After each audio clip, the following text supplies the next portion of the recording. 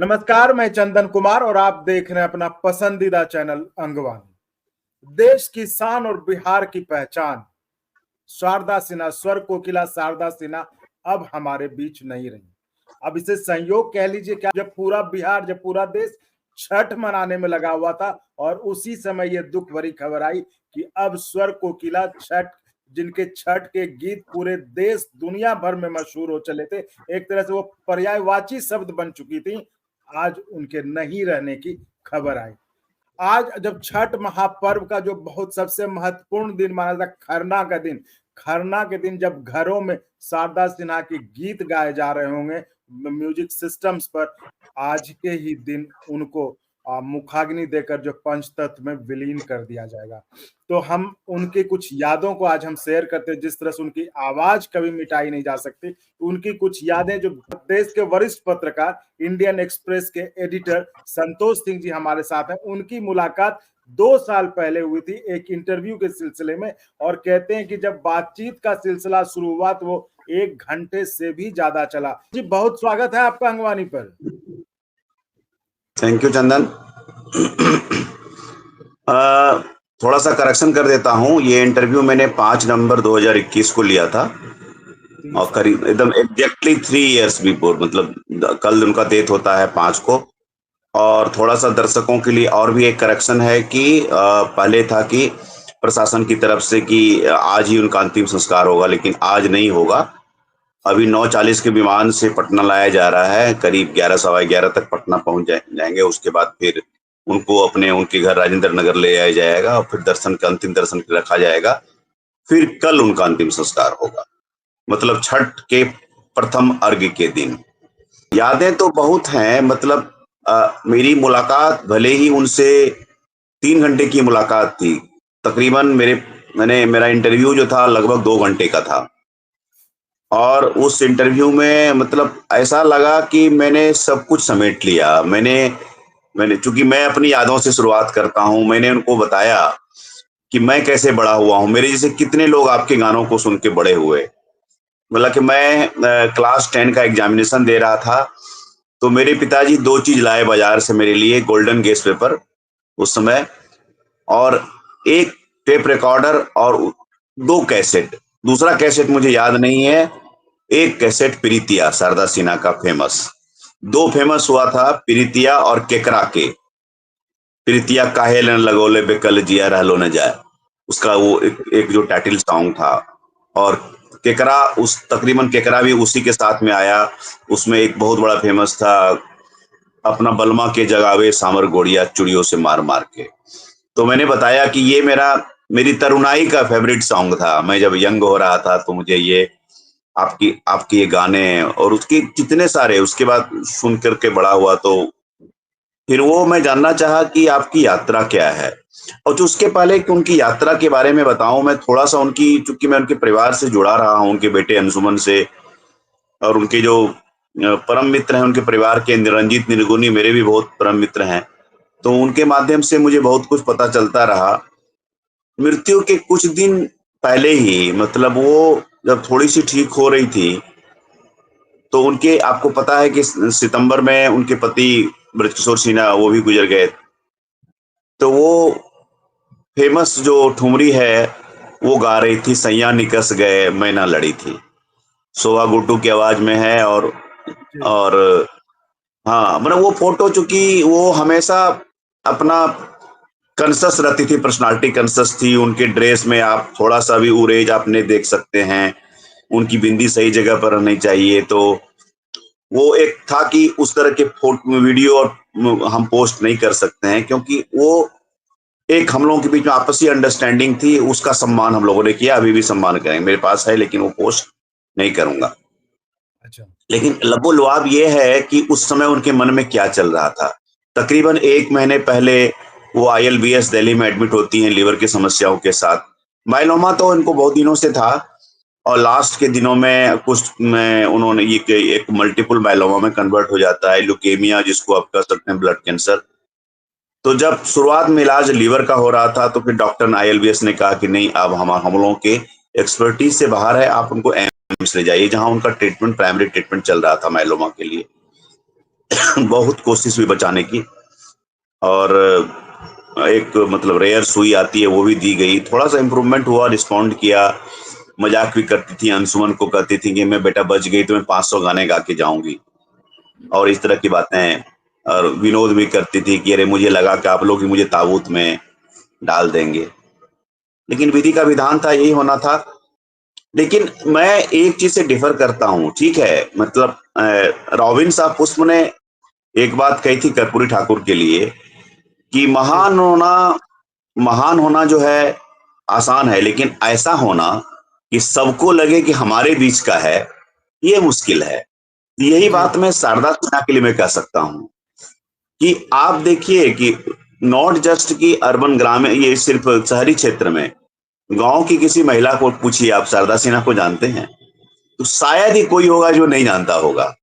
वो लगता था कि हमारे बीच की हैं, हमारे बीच के हैं, हमारी लोक संस्कृति को गा रही हैं। तो मैं एक ही शब्द में कहा हूं कि शारदा सिन्हा सेंग बिहार।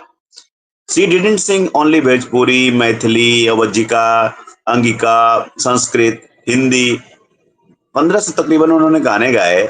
लेकिन उन्होंने इंटरव्यू में मुझे कहा कि संतोष, मैं किसी व्यक्ति परक, किसी व्यक्ति की रचना व्यक्ति परक काम नहीं करना चाहती थी, मैं संस्कृति के लिए काम करना चाहती थी। बहुत लोग कहते थे कि आपने भिखारी ठाकुर, उन्होंने विदेशिया गाया है, विदेशिया जो उनका सबसे फेमस है भिखारी ठाकुर का, विदेशिया गाया है। और उनका जो रेंज था, उनका रेंज पता चलता है जब उन्होंने विद्यापति को गाया, पूरा राग पर आधारित। अब कभी यूट्यूब पर आधारित है, आप सुनिएगा, कनक भूधर शिखर वासिनी, वो आप सुनिएगा तो लगेगा कि क्या रेंज है इस कलाकार का। तो मैं ये कहता हूं कि शारदा सिन्हा ये छठ के लिए जानी जाती हैं, लेकिन आप देखिए शादी के, जनेऊ के, जीवन में जितने भी अनुष्ठान होते हैं उसके सॉन्ग, लव सॉन्ग, विरह के सॉन्ग, मतलब वो कमाल हाँ का जी है। और जी पलायन के सॉन्ग, पिया ले ले ये हो सिंदूरा बंगाल के।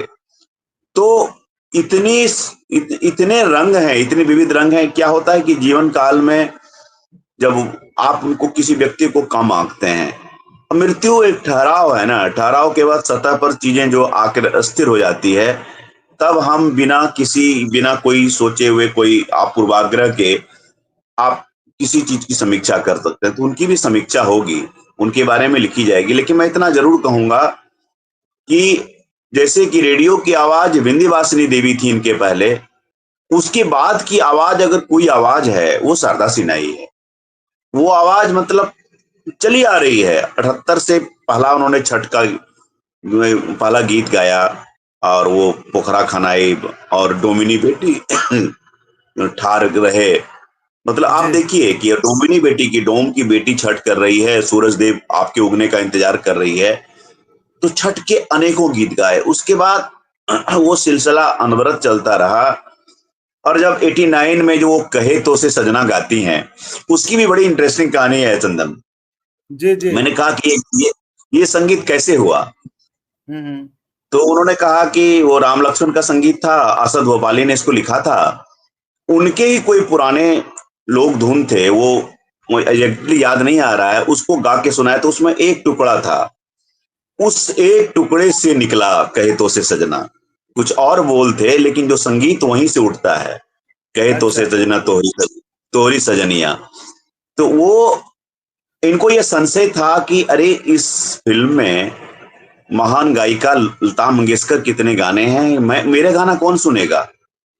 और देखिए जब फिल्म रिलीज हुआ, इस गाने को इतनी पॉपुलैरिटी मिली, अगर मतलब कोई भी बोलती थी कि कोई भी राष्ट्रीय अंतर्राष्ट्रीय कोई स्टेज नहीं था जहां कर कि मुझे ये गाना गाने के लिए नहीं कहा जाता था। लेकिन कभी भी वो बॉलीवुड के चकाचौंध में नहीं गई, वो अपनी शर्तों पर गाया। कुल मिलाकर के उन्होंने जो लोकगीत के इतर गाया, 5 गाने ही गाए, लेकिन क्या गाने गाए, तार बिजली से पतले हमारे पिया, गैंग्स ऑफ वासेपुर, बाबुल जो अच्छा ये तूने सिखाया, जो विदाई विदाई का सॉन्ग, तो जो जी भी गाया वो अमर गीत गाया। एक तरह से चंदन कहना बिल्कुल मतलब एक जिस तरह से हम कहते हैं कि छठ के गीत, तो ऐसा नहीं था कि सिर्फ उन्होंने छठ के ही गीत गाए, जैसा कि आपने भी बताया कि वो हर मौके के गाने उन्होंने गाए और जो भी गाए वो हिट रहे। अब जैसे तार पिया के जो है गैंग्स ऑफ बिजली वासेपुर, के, बिजली के, वो कोई मतलब सोच नहीं सकता कि उन्होंने गाया होगा वो गाना, है ना, लेकिन वो उनके गाने थे। कहे सजनिया जो कि उस समय का बॉलीवुड ब्लॉकबस्टर गाना था, वो हर किसी के जुबान पे वो गाना था। तो मुझे लगता है कि कहीं न कहीं उनके प्रति भी, जो आप भी शायद वो कह रहे हैं कि कहीं न कहीं उनके प्रति एक तरह से वो उनको कम करके आका जाए, जब उनको कहा जाता है कि छठ से सिर्फ हम उनको जोड़ के देखते हैं तो। क्या नहीं, कहते वो हैं? होता क्या है ना कि वो पॉपुलराइज हुआ, उसमें कुछ नथिंग रॉन्ग इन दैट, क्योंकि हुँ, हमारी लोक आस्था का पर्व है, हर साल मनाया जाता है, तो उससे एक होता है कि आप रिलेट करते हैं। लेकिन उनका जो काम विद्यापति पर है, जी, इवन भिखारी ठाकुर पर है, उन्होंने महेंद्र मिश्र को कितना गाया है, जी, बिंदु जी को गाया है, स्नेहलता को गाया है। तो उन्होंने, और नॉट जस्ट कि एक भाषा में गाया है, कि आप देखिए, उनकी शादी होती है बेगूसराय में, वो है जी, सुपौल की, तो मिथिला की संस्कृति, वज्जिका अंगिका की संस्कृति, उसका मिलावट, वो भोजपुरी गा रही है, वो मैथिली गा रही हैं, वो बिहार की जितनी भाषाएं हैं सब में गाया, उसके अलावा हिंदी और संस्कृत में भी गाए। तो जी, उन्होंने वो कहते हैं कि मैं बिहार को गाना चाहती थी, ये बहुत बड़ी पंक्ति है। शी जी। Wanted to sing Bihar. अच्छा, ये और आपको उन्होंने कहा था? जी, और मुझे एक याद है, एक इंटरव्यू में कुमार विश्वास कह रहे थे कि हुँ, शकीरा जो इतनी फेमस सिंगर हैं, वो जी, अपनी भाषा में गाते हैं और अपनी हुँ, भाषा गाकर फेमस हैं, और हम कह देते हैं किसी को कि फोक सिंगर राजस्थान के हैं, बिहार के हैं, एक अंचल में जोड़ करके कलाकार को देखते हैं। अरे वो जी, भारत की गायिका, लोक संस्कृति, हमारी संस्कृति की गायिका है। मैं थी नहीं बोलूंगा, इसे कलाकार मरते नहीं। और एक बिल्कुल, इंटरेस्टिंग कहानी मुझे याद आ गई। 1971 में उन्होंने पहला जब दिया था, तो फर्स्ट में रिजेक्ट हो गई थी। जी, तो लखनऊ में इंटरव्यू, एचएमबी का एक टैलेंट का इंटरव्यू चल रहा था। उसी संजोग में क्या होता है कि एक बेगम अख्तर का वहां आना होता है, प्रख्यात जी, गजल गायिका बेगम अख्तर का प्रवेश होता है। और ये जब माइक पर पड़ती हैं, तो बेगम अख्तर जज की कुर्सी पर विराजमान है और ये गाती हैं, और उन्होंने गाना भी बताया था कौन सा था, और शायद वो विदाई का गीत था, इसी तरह का मैरिज सॉन्ग था। उस हाँ गाने जी, के वो बाद वो कहा, तुम्हारी तुम्हारी टोनल क्वालिटी शारदा बहुत अच्छी है, अगर तुम रियाज करती रहोगी तो एक दिन बहुत बड़ी कलाकार बनोगी।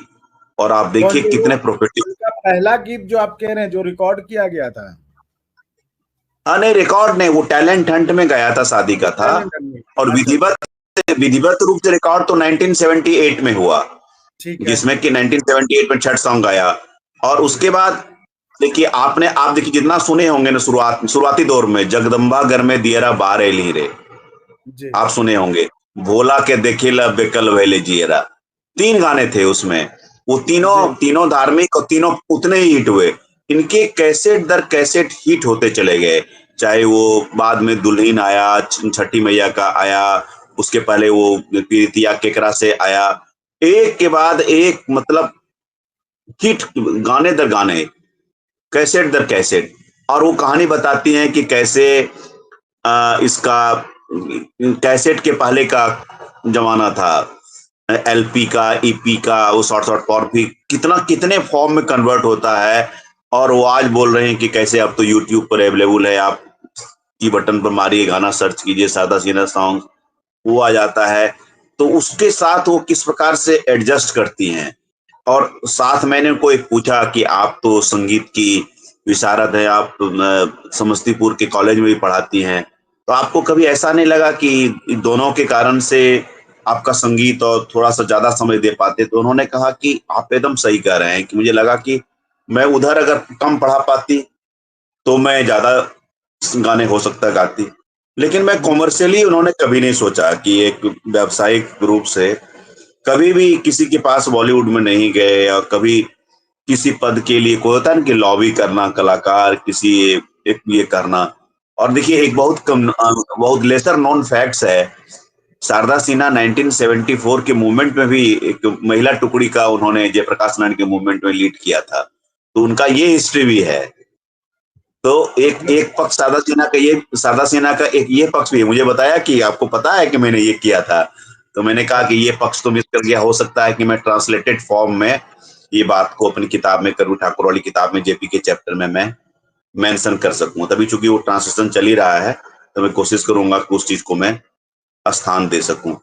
तो वो पक्ष था। और जो इतनी सादगी, और मतलब कभी नहीं लगता है ना कि आप बड़े कलाकार के पास मतलब आप बैठे हुए हैं।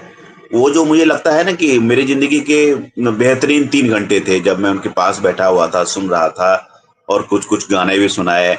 मैंने उनको आग्रह भी किया कि आपके आवाज में ये लीजेंडरी सॉन्ग हो जाए, आज जाने की, जो फरीदा खानम ने गाया है कि आज जाने की जिद ना करो। तो उनको अच्छा। पूरी तरह से सॉन्ग याद नहीं था। तो कैसे उनके बेटे अंशुमन और बेटी वंदना हेल्प करते हैं, और तीनों मिल करके उस चीज को, गाने को दो अंतरा गाते हैं। और क्या आवाज है, क्या मतलब, कुछ भी हो। देखिए, आप कितने बड़े सिंगर आएंगे जाएंगे, उस शास्त्रीयता की बात होगी, लेकिन जो उसकी उनकी आवाज की खनक, जो टोनल क्वालिटी है, वो रेयर है। वो शारदा सिन्हा का ही हो। तो लगता था कि इन्हीं गीतों के लिए उनकी आवाज बनी हुई है। और कोई इसकी सिंगर का नाम नहीं लूंगा, और कोई सिंगर गाता है, लगता है कि नहीं यार, ये हिंदी के लिए ठीक रहता, फोक के लिए ठीक नहीं है। इनकी आवाज तो लगता था कि नहीं, ये इसी के लिए बनाई गई है, वो पर्याय है। वो क्या कहे, मतलब जी। उनके बारे में बातें तो होती ही रहेगी। कि उनकी जब विदाई होनी होती है शादी के बाद, तो शादी के विदाई में 5 घंटे बचे हुए हैं, और जी। दो विदाई गीत गवाया है इनसे।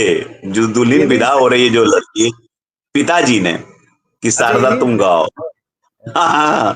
तो बहुत रेयर होता है कि उस इमोशन को रोक करके अपनी हाँ, शादी में ही विदाई के गीत गाना। और गाने के बाद तो क्या मजाल है कि सब माइक पर वो भी रो रही है और सब लोग रो रहे हैं। तो वो कमाल तो है। और पति का सहयोग, ब्रजकिशोर सिन्हा का, उनके पति का सहयोग अद्भुत रहा। जी। और बेटे तो मतलब मत पूछिए, कि वैसी संतान सबको दे, साये की तरह लगे हुए हैं। और क्या रिसर्च है उन पर, क्या काम है, पूरा उन्हीं को, अंशुमन ने ही संभाला, और बेटी मंदाना ने भी संभाला ऑफ कोर्स, अब इस पूरे संघर्ष में। तो आप शारदा सिन्हा का जो रेंज है ना, आप उनको खोज खोज के उनके गीतों को सुना जाएगा, कि छठ के इतर भी शारदा सिन्हा क्या थी, वो लोगों को पता चलेगा कि भाई शारदा, अब देखिए सामा चकेवा, क्या क्या, मतलब जो अपनी जो जुड़ी कहानी, छठ से जुड़ी कहानियां हैं।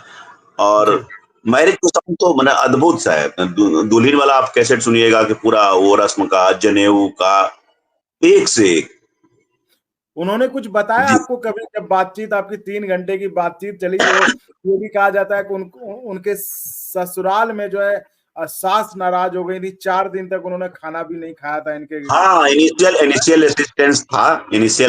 रेसिस्टेंस था कि भाई, उनको उन्होंने कहा था कि तुम वजन वजन ही गाओ, घर तक ही ठीक रहे ये कॉमर्शियल। तो उस समय वैसी मानसिकता ही थी। लेकिन बाद में ससुर ने भी और पति ने भी बहुत साथ दिया और उस चीज को। और इन्होंने कभी भी फुहड़, दुयर्थी, इस तरह के गाने।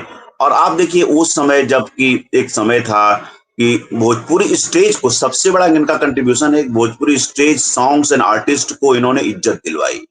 वो जो रेस्पेक्ट फैक्टर जो था ना, उसकी कमी थी। अदरवाइज आंचलिक गीतों को क्या होता था कि लीड सॉन्ग चलते थे, कि हिंदी में कोई प्रोग्राम होता था, 2 सॉन्ग दिए जाते थे जी। कंप्लीटली। लोग गायकों को इतना, भिखारी, ऑफ कोर्स भिखारी ठाकुर का स्टेज मंचन वो एक अलग दौर था। उसके बाद का जो दौर हुआ, बड़ा कमजोर दौर हुआ, नाम लेना अच्छा नहीं। और कुछ कलाकार ऐसे आए, वो उनके अलग ऑडियंस थे। और एक बार की बात है कि उसी प्रकार के जो द्व्यर्थी गीत गाते थे, उसमें इनको ही बुलाया गया था। तो इनके ऑडियंस ने कहा कि आप यहाँ क्यों आई आयुष खाना। उसके बाद इन्होंने निर्णय लिया कि मेरे ऑडियंस अलग हैं और के ऑडियंस अलग हैं। तो एक जो रेस्पेक्टेबिलिटी जो है ना स्टेज को, जी। लोकगीत के स्टेज को, वो शारदा सिन्हा ने दिलाया। आप उनके कोई गाने निकाल के आप देखेंगे, कभी भी वो टेम्पटेड नहीं हुई कि वो, मैं रवीश जी का इंटरव्यू देख रहा था, कि अनुकरण और अनुसरण पर उन्होंने एक कोट किया था शारदा जी को, कि लोग अनुकरण करके लाइक्स मिल जाता है उसी में हो जाते हैं, लोगों को बल्कि अनुसरण करना चाहिए। अनुसरण में क्रिएटिविटी का तत्व होता है। तो शारदा सिन्हा अनुसरण करती थी। और सबसे आश्चर्यजनक बात मुझे ये लगी, मैंने कहा कि आप किसको सुनती थी, तो मुझे लगा हम्म। कि विंध्यवासिनी देवी को सुनती होंगी ये। बोला नहीं, मैं विंध्यवासिनी देवी को रेडियो पर चलता था, आकाशवाणी सुन लेती थी मैं, लेकिन मैं सुनती थी क्लासिकल, पूरे क्लासिकली ट्रेंड थी। वो भीमसेन जोशी, पंडित जसराज को सुनती थी। और उनकी जो एक जो पचगछिया घराने के जो मैस्ट्रोज हैं, उनसे उनके अंडर उनकी ट्रेनिंग हुई। वो कंप्लीटली क्लासिकली ट्रेंड थी। और आप उनके ये देखेंगे कि राग आधारित, कनक कबूतर, वो जो विद्यापति वाले सॉन्ग्स में श्रद्धांजलि उसका संकलन का नाम है, उसमें सारे गाने राग आधारित हैं। तो ऐसा नहीं है, तो मतलब वो शारदा सिन्हा की गहराई। लेकिन हाँ, लेकिन उनकी विशेषता ये है कि कैसे, जैसे शुरुआत में मैंने कहा ना रॉबिन साहब पुष्प वाली बात, कि सबको लगता है कि मेरे घर की गायिका थी, हमारे लिए गा रही हैं, हमको गा रही हैं। ये ऐसे जुड़ा थोड़ी किसी कलाकार का होता है। कोई जानेंगे, कहेंगे हाँ हाँ आपने, आप आज के प्रसिद्धि के दौर में अब मैथिली ठाकुर गाती हैं, तो एक ऐसे समय में आई वो लड़की जबकि आप टेक्नोलॉजी में इतना सब कुछ है, यूट्यूब पे गा के फेमस हो रहा है। उनका सोचिए कि वो किस जमाने में आए हैं, प्री कैसेट के जमाने में कि वो गायिका हैं। और उससे लेकर के, वहां से लेकर वो अब रील भी बनाती थी, लास्ट में छोटे छोटे रील बना करके भी आती थी। कैसे उन्होंने एडजस्ट किया अपने आप को रिलेवेंट रखने के लिए, और वो अद्भुत है मतलब। और विनम्रता का तो मैं कायल था उनकी, जो कितनी कितनी विनम्रता हो सकती है। तो वो आपको जब लगता है ना कि भाई मतलब बड़े कलाकार ऐसे बड़े नहीं होते हैं, तो वो तो उनकी थाती होती है विनम्रता एक बड़े कलाकार की। आप उनके सामने जाके लगते हैं कि आप जो थोड़ा बहुत जो पा करके आप जो इतराते हैं, वो सब कुछ बेकार है। ठहराव अगर देखना है तो किसी बड़े कलाकार के पास जाके बैठिए, क्षण भर बैठिए। तो वो शारदा सिन्हा के पास मैंने अनुभव किया। जी संतोष जी, आप बिल्कुल सही कह रहे हैं। और जैसा कि आपने कहा कि वो एक ऐसा व्यक्तित्व था उनका जो कि हर किसी को आज लग रहा है वो एक ऐसी गायिका थी जो वो उनके बीच की थी, वो उनके आसपास की थी। और उन्होंने ऐसा कोई मतलब मौका नहीं होगा जिस मौके के लिए उन्होंने गीत ना गाए हो। तो इन्हीं शब्दों के साथ ये अंगवानी की तरफ से उनके लिए श्रद्धांजलि पर जो हमने ये सोचा ये बातचीत कुछ रिकॉर्ड किया जाए, जो वरिष्ठ पत्रकार संतोष सिंह जी ने कुछ 3 घंटे उनके साथ बिताए थे और उनके जीवन के कुछ अनसुने कहानी जो उन्होंने उस समय शेयर किया था संतोष जी से, उन्होंने अंगवानी के साथ शेयर किया। बहुत बहुत धन्यवाद सर। और साथियों, आप इसी तरह चैनल को लाइक शेयर सब्सक्राइब करते रहें। धन्यवाद। और अगर आपको अच्छा लगा तो एक बार और आपको मैं कहना चाहूंगा कि आप इसको प्लीज सब्सक्राइब और शेयर करते रहें ताकि हमारा भी मनोबल और सपोर्ट बना रहे।